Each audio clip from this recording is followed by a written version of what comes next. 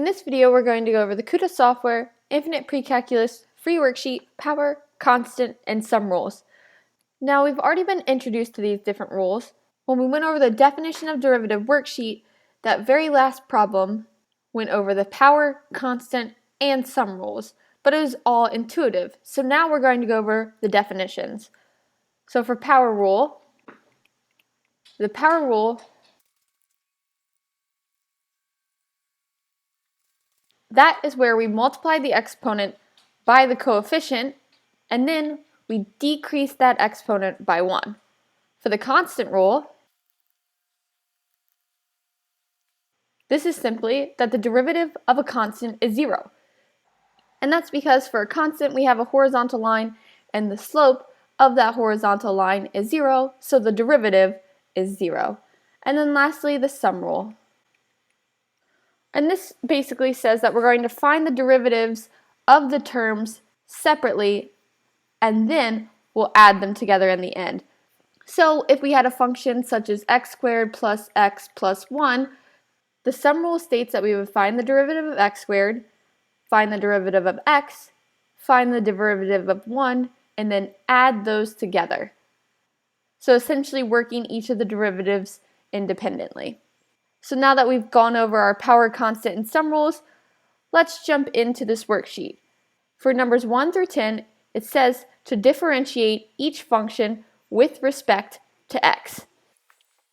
So for number 1, we're finding the derivative dy dx of a constant. And we know that the derivative of a constant is 0, so in number 1, dy dx, the derivative with respect to x is 0. In number 2, again, we're looking for dy dx, and again, we have a constant of -8, and the derivative of a constant is 0. So the derivative with respect to x is again 0. On to number 3, we have another constant. So right away, we know that the derivative is equal to 0. And number 4, we're going to be utilizing that power rule. So we're first going to take our exponent and multiply it by the coefficient, which the coefficient of x to the 5th is 1. So we'll have 1 times 5, and we'll multiply that by x. However, the exponent with that x is then decreased by 1. So that's going to be x to the 5 minus 1. So 1 times 5 is 5, and x to the 5 minus 1, 1 less than 5, is 4. So our derivative with respect to x is equal to 5x to the 4th. So again, one more time for the power rule, we take the exponent, multiply it by the coefficient, and then decrease that exponent by 1. And number 5, again, we're using the power rule. We're taking that exponent of 9, multiplying it to the coefficient, and then decreasing it by 1. So we'll have 5 times 9, and then decreasing the exponent by 1. That will be x to the 9 minus 1, taking 1 away. 5 times 9 is 45, and decreasing 9 by 1 will be 8. So for number 5, our derivative with respect to x is 45 times x to the 8th. And number 6, power rule again. We're taking 4 and multiplying it by -8 and then decreasing that 4 by 1. So we'll have -8 times 4, and that's multiplied by x to the 4 minus 1. So the derivative, -8 times 4 is -32, and that's multiplied by x to the 3rd, because decreasing 4 by 1 is 3. So -32x to the 3rd is our derivative in number 6. In number 7, we have 2 separate terms, so we're going to need to utilize that sum rule, which states that we're going to take the derivative of each term and then add them together. So taking the derivative of 5x to the 7th first, we're going to take 7 and multiply it by 5. So we'll have 7 times 5, and then we're decreasing that exponent by 1, so that will be x to the 7 minus 1. So we're adding this derivative to the derivative of 4x, which for 4x, that's 4 times x to the 1, so we're taking 1 and multiplying it to 4, and then decreasing that exponent by 1. So that's going to be 4 times 1 times x to the 1 minus 1. So writing out our derivative, 7 times 5 is 35, and that gets multiplied by x to the 7 minus 1 is 6. And then we're adding the derivative of our first term to the derivative of our second term. 4 times 1 is 4, and x to the 1 minus 1 is x to the 0, but that's equal to 1, and 4 times 1 is 4. So we'll have 35x to the 6th plus 4 as our derivative in number 7. Now on to number 8, finding the derivative of the first term, finding the derivative of the second term, and then adding them together. But let's go ahead and think of subtracting 8x squared as adding negative 8x squared. So the coefficient is negative. So for our first term, we're taking this 3, multiplying it by 1. So we'll have 3 times 1, then we'll have x to the 3 minus 1. Then we're adding that to our second term, which we'll take 2 and multiply that to negative 8, and then decrease that exponent by 1. So that will be 2 times negative 8 times x to the 2 minus 1. So 3 times 1 is 3, and that's x to the 3 minus 1, so 1 less than 3 is 2, and we're adding that to 2 times negative 8, which is negative 16, times x to the 2 minus 1, which is x to the 1, or simply x. So now, writing our derivative, dy dx, we'll have 3x squared, and as opposed to adding a negative 16x, we'll subtract a positive 16x. So the derivative in number 9 is 3x squared minus 16x.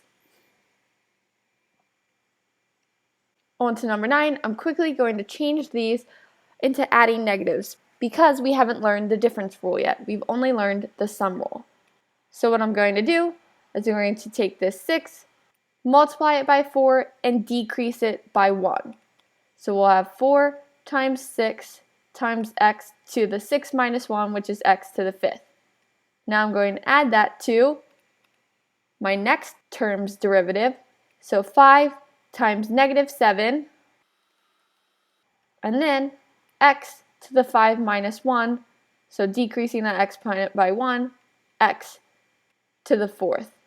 And then lastly, adding that to the derivative of my last term, take this 3, multiply it by negative 9, and then decrease that exponent by 1. So 3 times negative 9 times x to the 3 minus 1, which is x squared. 4 times 6 is 24, so 24x to the 5th, plus 5 times negative 7 is negative 35, and that's multiplied by x to the 4th. And then finally, plus 3 times negative 9, which is negative 27 times x squared. Now when writing my derivative with respect to x, I'll have 24x to the 5th minus 35x to the 4th minus 27x squared. Now lastly in this section, number 10. Again, I'm taking the derivative of each of the terms and then summing them together. So 7 times 8, and then decreasing that exponent by 1 when I'm using the power rule.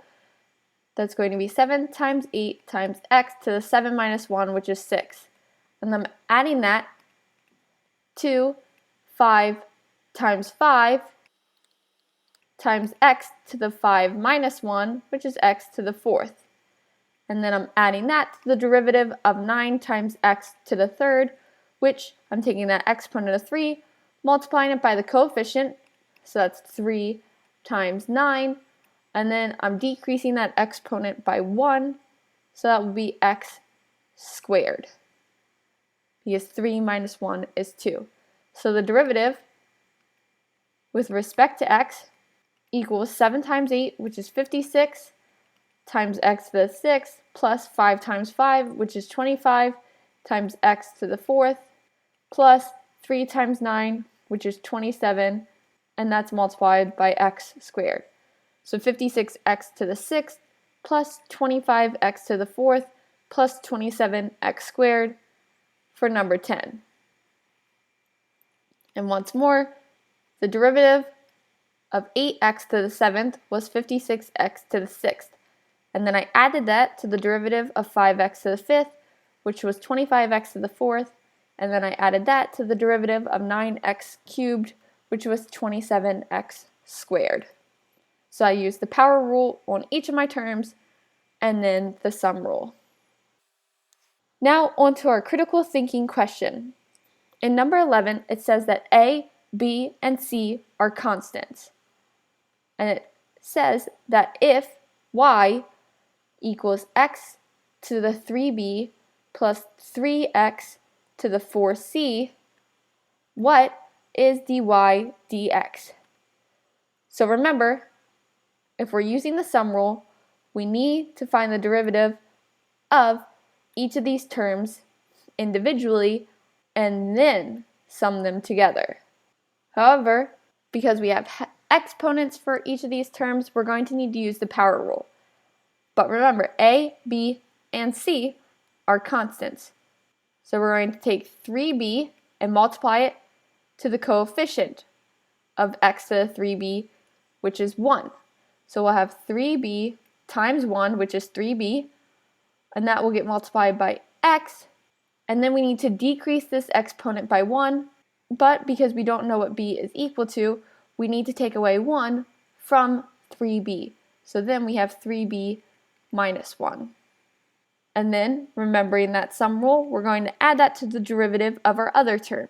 So we're taking 4c and multiplying it to 3, so that's 4c times 3, and then we're decreasing that exponent by 1. And again, we don't know what 4c is equal to, so we're subtracting 1 from 4c. So that's x to the 4c minus 1. Now we'll simplify to get our derivative.